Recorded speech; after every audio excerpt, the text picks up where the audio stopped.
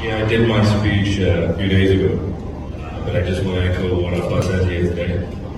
I'm very privileged to have such a wonderful family around us, Jackie Bothrock and myself, and thanks mom and dad for such a wonderful stage.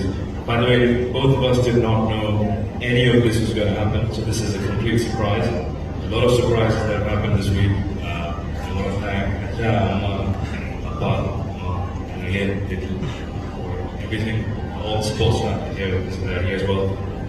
Yeah, finale of about 4 or 5 days of one heck of a week. I'm not tired. Are you tired? Yeah, I'm very sorry. There will That's all right. Thank you so much.